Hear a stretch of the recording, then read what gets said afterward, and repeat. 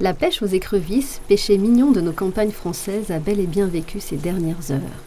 Menacés par un environnement hostile, les crustacés sont désormais en péril. Depuis quelques années, des professionnels de la protection des cours d'eau viennent à la rescousse et tentent de maintenir leur biodiversité.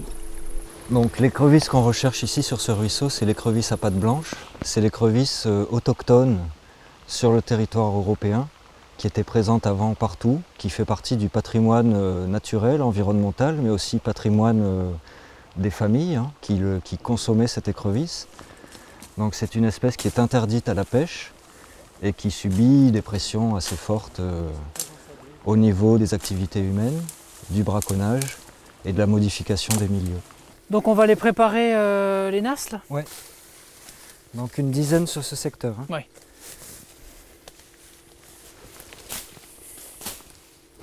Donc là on va faire une prospection de nuit plus la pose de nasses. Donc on relèvera demain matin et on verra si dans ces nasses on retrouve ou pas des écrevisses. Bon, on est parti ? Oh la mélasse. Splotch. Oh punaise.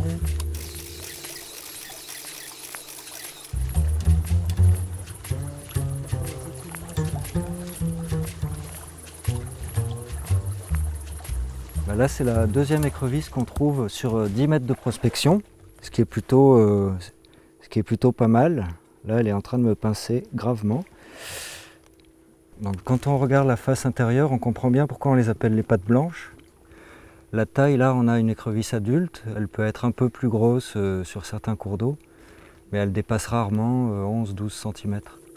Nicolas Lenormand et Grégoire Ricou travaillent régulièrement en tandem pour des missions de connaissances qu'ils alternent avec d'autres. L'ONEMA veille à faire respecter le code de l'environnement, tandis que la Fédération de pêche s'occupe de restaurer les rivières.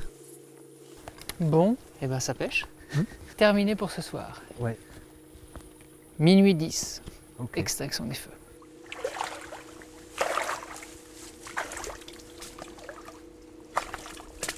Alors. Ah, il y en a une belle, qui ressemble à celle de la même taille qu'on a vue hier soir. Ouais. Globalement, les actions qui vont être menées sur le bassin du Changeon et sur ce ruisseau en particulier vont amener à augmenter les habitats sur le ruisseau et on l'espère être favorable aux espèces pour créer des habitats et donc multiplier, augmenter la dynamique de la population. Bon, on en a quand même 3. Quand même ou que ? C'est un succès. Difficile d'avoir une visibilité sur la présence réelle des écrevisses, surtout lorsque de nombreux facteurs jouent contre elles. Engrais, pesticides, stations d'épuration, recalibrage des rivières, pièges en tout genre seront de plus en plus fatals à cette espèce en danger.